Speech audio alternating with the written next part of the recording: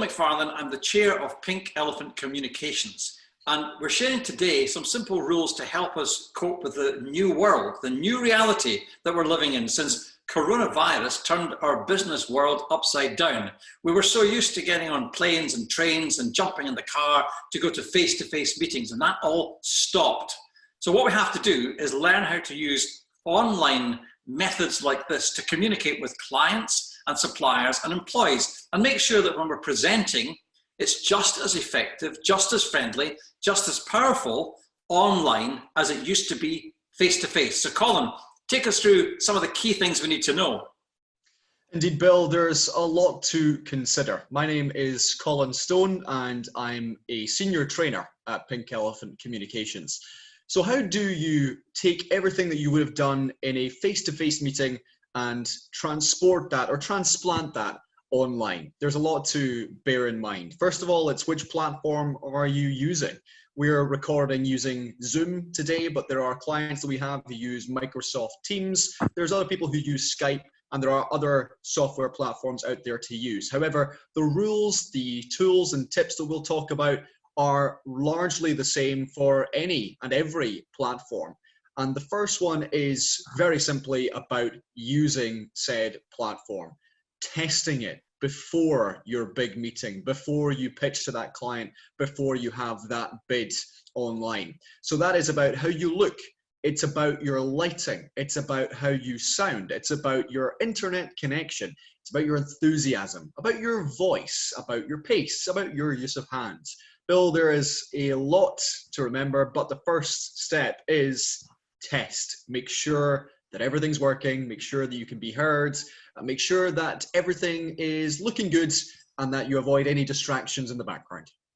And we have to be clear on the invite, exactly when is that meeting taking place. If you have international clients, check their time zones. I hosted a meeting recently where it was 1 p.m. in Vancouver, Canada.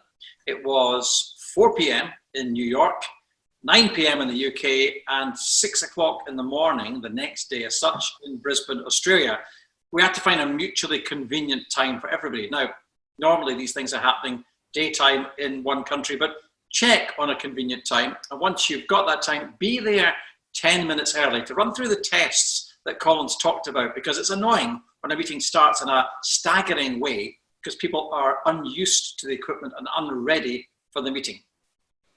You've got to be ready. You've got to be prepared. You want to know what you're going to say or what you'd like to say, what you'd like to achieve. And these are all aspects, Bill, that we're going to talk about over the next half an hour.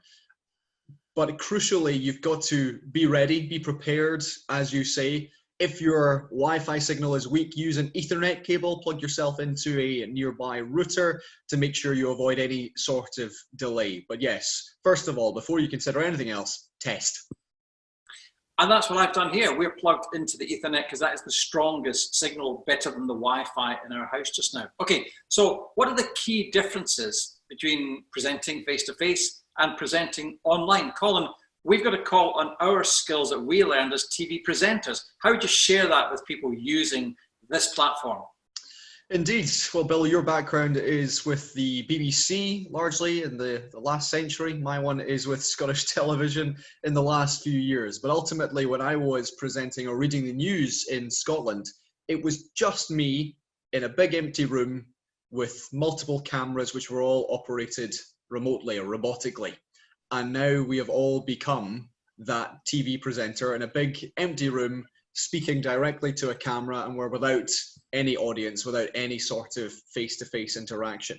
Ultimately, we've all become TV presenters overnight. And the first rule that you learn is to avoid looking at the monitor just below the big camera, because on the monitor, although there's my giant face, actually I'm missing the connection with the audience, the people who are watching. So I've got to look at the camera lens when I'm speaking. And then, of course, when someone else is speaking, that's when I look at the monitor. Bill, what would you add to that? Well, it's okay to look at notes. I mean, I've got notes because we've got a lot of things we want to get through today, but I'm tending to look at the notes while you're speaking so I know where I am next. That avoids the fumbling of somebody who is suddenly unused to the fact that they're on now. So stay calm, stay nice and cool, but that's the biggest point, Colin. Look to that the camera lens, but look to the monitor when you're watching other people's reaction. Now, what about the audio? That's vitally important. Yes, absolutely. Audio is the number one. It's the crucial aspect because as an audience, we'll forgive a bad angle or dodgy framing as long as we can hear you. You need to be able to be heard, but also to hear. So that can manifest itself in a couple of ways. The first one is deciding whether your laptop microphone, the one that's inbuilt into your system, is good enough. And if it is, make sure you're close enough, because if you're too far away, your voice will start cutting out and you'll have that awkward mid-presentation interruption of someone saying, sorry, Colin, I'm failing to catch everything you're saying. So if you believe that your laptop microphone is subpar, that's when you invest in headphones with a microphone, which is what I'm using today. Important that we get the camera at eye level. I've got this on a kitchen work surface, a slightly lower seat, but you see an awful lot of people above looking down into the laptop. It looks kind of scary, like a scary movie actually. So I want that on a level with my eyes, but the light's very important. Now, it's a brightening day, but without any direct sunlight. I'm just getting sunlight in from there. But look at this when I turn that off, you see? That's what happens if I fail to balance the light. So I've got a light here. You could use an angle poised lamp, or if you get something like that. The best thing is to face the daylight. The daylight will naturally light you.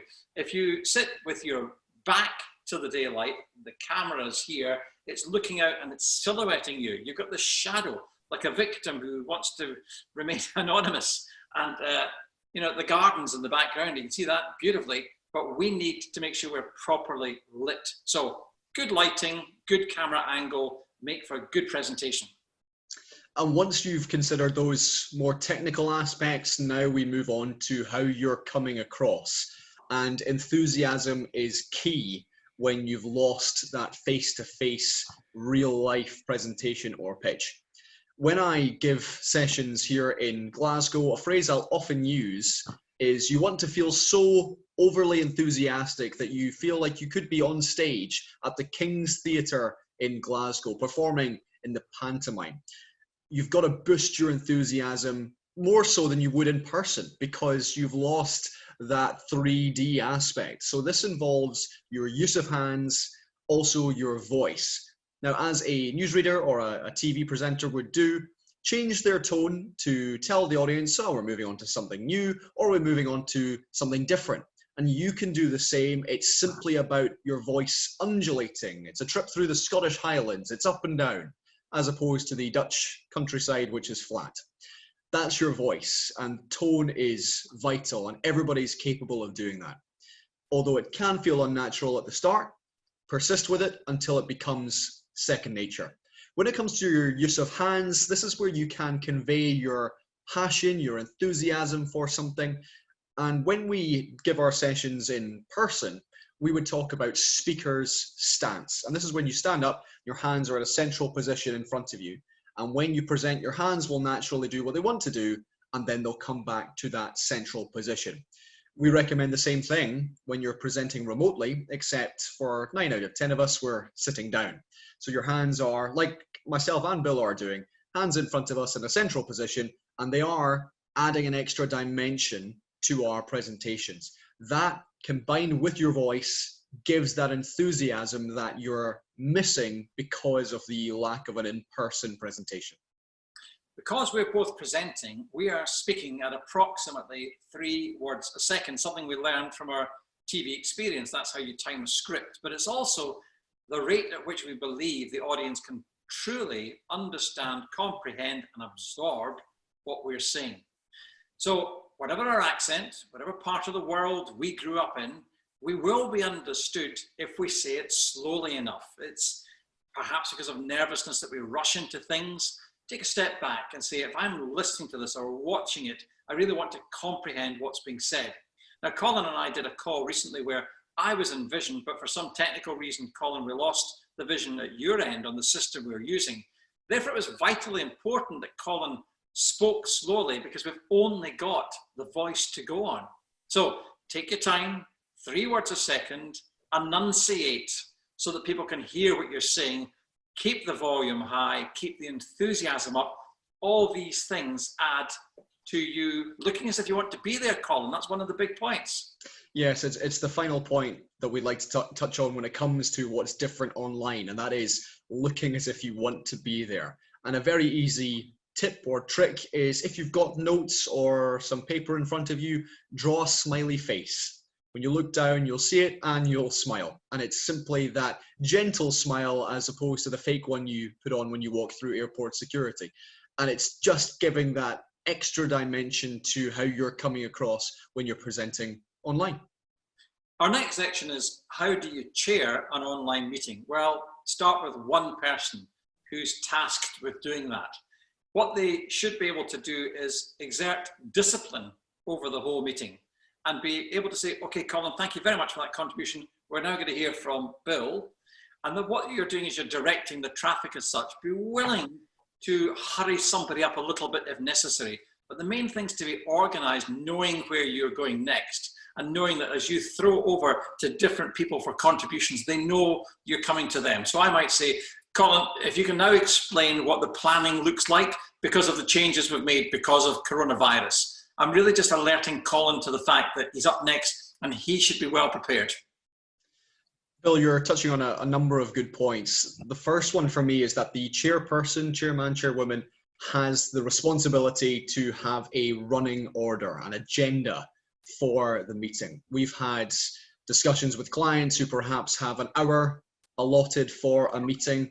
We've all been there in person, where one item takes up the overwhelming majority of the meeting and the final 5 items get crammed into a 5-minute stretch and they fail to be discussed to the true length or depth that they need to be. When you're the chairperson or the person who is running the call, you've got to be that regimented and that strict about the timing. It is also your responsibility to keep to time. So having that first item on the agenda, discussing it for 15 minutes, and at the end of the 15 minutes, moving on to the next section, and then moving on throughout until you finish the call on time. The same discipline must be shown by the participants of the meeting. Sometimes it's only in answering a question, but the rule there is make a point and stop and allow the chair to come back in again. If you've been asked to make a mini presentation within that, time it to 3 words a second, rehearse it, make sure that it is the length it should be. I was on a call the other night where each of us was meant to speak initially for 2 minutes as an introduction, and one person spoke for 5. That's just indiscipline. The chair wants the whole jigsaw puzzle to fit together, so the participants must share that responsibility. You've got to set the agenda at the start. You've got to lay the ground rules for how the call is going to go. And one way of doing this is by laying out how you'll take questions. The chairperson or the person who is running the call can do that as simply by saying, I'll take questions at the very end once I've taken us through these 3 important topics first of all, or I'll take questions as they come up. Please write them in the chat, and we'll get more onto that later on, Bill. Yeah, well, one of the points there is I've seen that done well and I've seen it done badly, Colin. Sometimes people are just making comments, but they're slightly off the beaten track. They're maybe a little bit irrelevant. Someone is distracted by them. I want to see relevant comments or relevant questions, and you need a chair who's got the skill to say, now I see David in Aberdeen is asking about how the finances are in the bank. David, we checked, we're healthy, but I'll give you an update on that on Monday. Now, back to my point. And so you should be flexible enough to answer the question and move back again. So that's really the big points, Colin, in terms of how do we chair it all online. But what has to underpin the whole thing is the content of the call has to be as high as the quality of any content face-to-face. So content truly is king. Absolutely. You've taken the words out of my mouth there, Bill. Content is indeed king. And it's underpinning once you've got the technical aspect sorted, once you have that presenting style, once you're feeling natural. Now we're going to look at actually, what are you saying? What is the purpose of this call? And that's the preparation that you do before you go into anything. You decide for yourself, what is it that I want to get out of this? What is it that I want to say? and how am I going to put it? Now, for those of you who are familiar with Pink Elephant, this is what we call our pyramid of communication. For some of you, this will look very familiar. It will be a refresher for others, and it will be brand new for more of you. So let me give you a brief explanation of what this is. The pyramid of communication is how you structure any presentation, any pitch, any discussion, any meeting you have. You have your facts, you have the things you want to say, and you're going to arrange them in a pyramid, starting with the most relevant, the most important point to that audience, to the audience you're speaking to. That may be all you need, just that one point. However, it could need some more explanation or some background. Now that's when you get into your 2 and 3 of your pyramid, your 4th, your 5th, and your 6th block as well. This comes from the world of journalism. Anytime myself or Bill would have covered a breaking news story or written something for the local newspaper, we would have used this structure. What is the most relevant piece of information to our audience? Start with that point, and then we start to add more information as it goes. Use this pyramid before any call to decide, what do I want to say? What do I need to say? How am I going to put it? And of course, you've got to have that call to action as well, which can be as simple as, I'll take questions, and we'll go on to the Q&A later. Bill, what else is important to bear in mind when it comes to content? Well, one thing we again learned from TV, Colin, is that we only want to use graphics if we're unable to explain something any other way. And the graphics really have to underline the point rather than undermine them.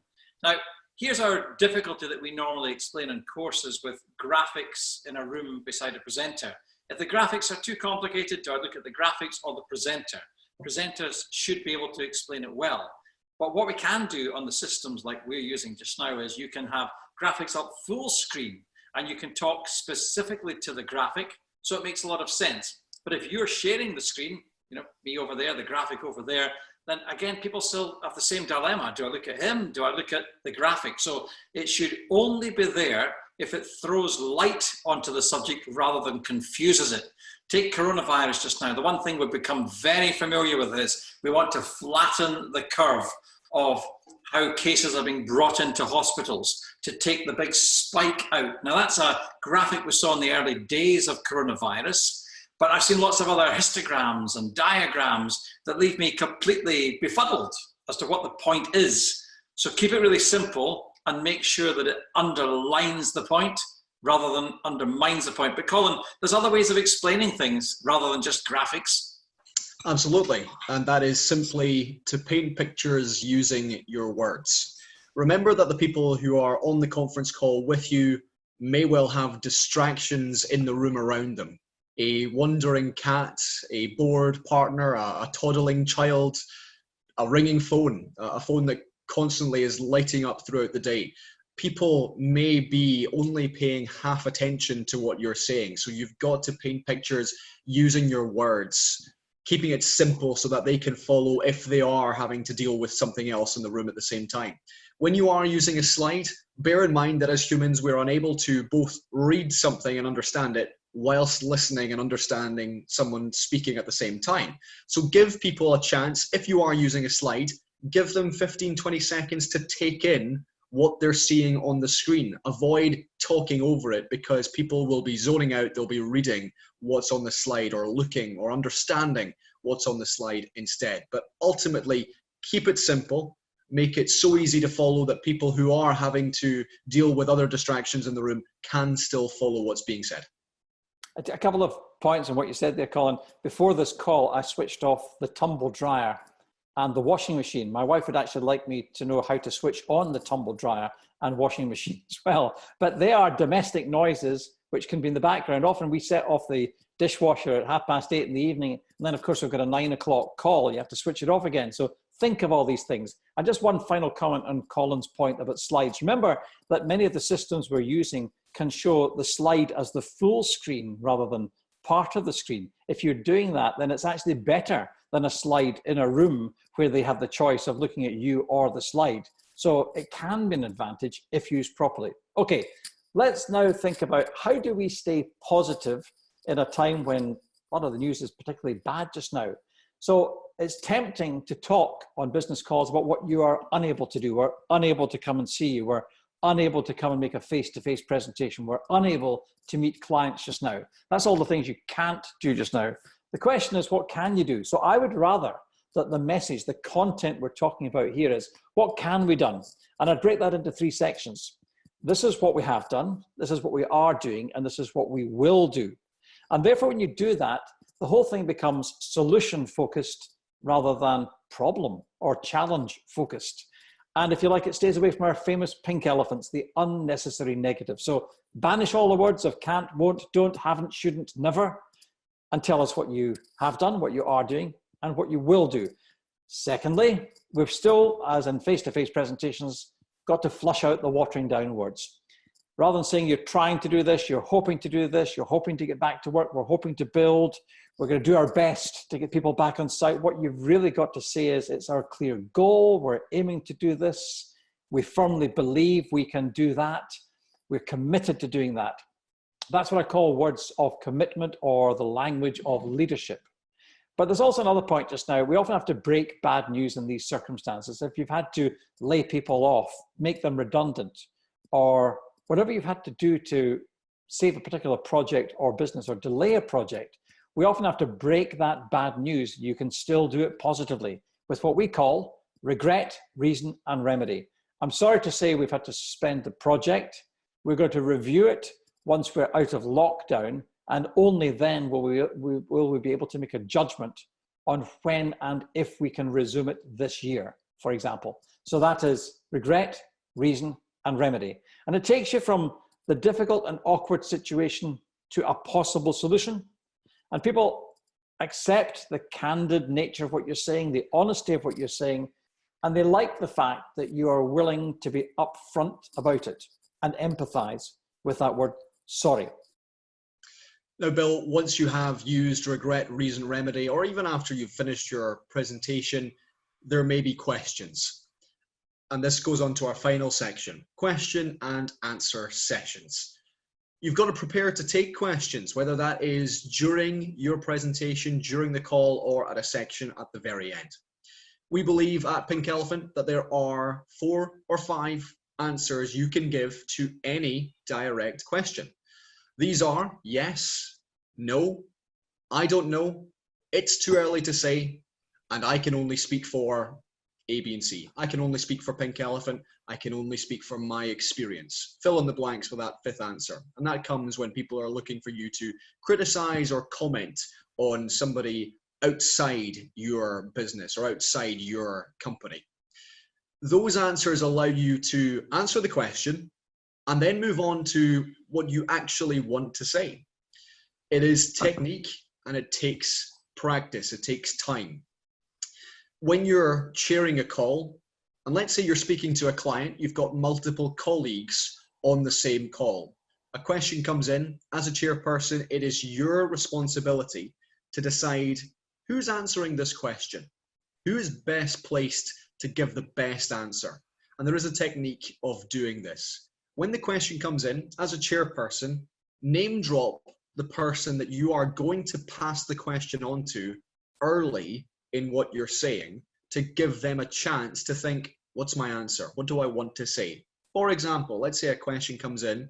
I'll say, well, I believe Bill is best placed to answer this. He's been running Pink Elephant for more than 30 years. I'll hand you over to him. I've given Bill 5, 6, 7 seconds to prepare an answer, to jot down some bullet points, to decide, what do I want to say? How am I going to say it? As opposed to the hospital pass version, which is, I believe the best person to answer this question is Bill. Yeah. And suddenly he's a rabbit in the headlights. It is technique. It's just about giving your colleagues or whoever else is on the call time to prepare their answer to avoid them being caught on the hoof.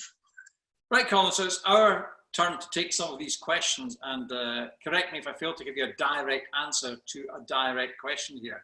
But some of our clients have been asking us in recent weeks, what do we do about these situations in online training? So give us some of the top ones, if you would, please. Well, Bill, the first one is perhaps one that you'll be encountering rather a lot at this point as people work from home. How should I dress on a video conference call? Right. I was in my pajamas at 9 o'clock when I suddenly realized this morning I had a video conference call to make, which gave me a fright. Frankly, I was able to do it by phone. It would have been so unprofessional to do it in my pajamas. But the reality is, I have put on a shirt that I normally dress for work in today. I'd normally use to present a training course. But when we rehearsed this, Colin, yesterday, well, I was in a golf shirt or a t-shirt, whatever. You're in your favorite hoodie. We've got to maintain the professionalism that we would take into a meeting face-to-face with people. It's just the same thing. So dress the way you normally would for a face-to-face meeting. And Bill, when it comes to having a tea, a coffee, or anything during the call to drink, is it acceptable to do that? How about eating a banana? Hang on, I'm just a bit busy. The reality is, if you're taking a drink when you're meant to be answering, everyone's waiting for you. By all means, have a cup of tea or coffee or a drink in front of you, some water. And that's what we'd normally do round the table in meetings. That's fine. But to me, well, do we really need to eat just now?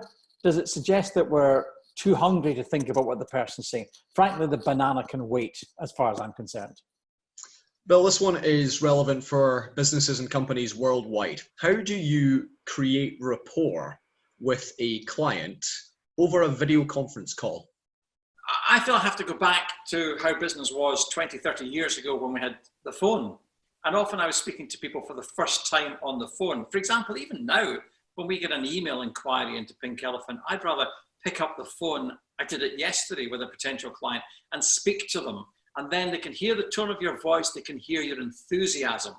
So we're used to face-to-face meetings, but we're also used to the phone. So just think of all these elements. We just have to be slightly larger than life. So listen to people very carefully, as I did in that phone call yesterday. Ask them questions to find out more about their situation. Tailor what you're saying to what they've just told you, and be very positive, enthusiastic, and committed to what you're saying about your business. It's the same rules as normal, but that extra 20% enthusiasm is required because we are effectively talking through a machine. And Bill, lastly, as a chairperson or as the person running the call, should I welcome new people joining or just carry on? It's all about timing. If you're in the middle of a sentence or you're making a point, you're getting towards a conclusion and you see somebody's pinged onto your screen, then fine, just leave it just now, make your point, and then you can say, well, Harry's just joined us from Newcastle. That's fine. I mean, I would do the same if I was running a training course and somebody arrived a few minutes after everybody else. I'd let them sit down, I'd finish what I'm saying and then say, lovely to meet you, would you like a cup of coffee? You want to make someone feel welcome without interrupting the flow of what you're doing. So that's the way I would handle it. Well, Bill, that brings us to the end of our Pink Elephant webinar. All that remains for me to say is I trust that you, the viewer, have enjoyed what you've seen, that you've learned something, you've taken a tip or two away. If you've got any further questions, please do email us. That is colin@pinkelephantcomms.com or bill@pinkelephantcomms.com. Thank you very much for watching. Bye for now.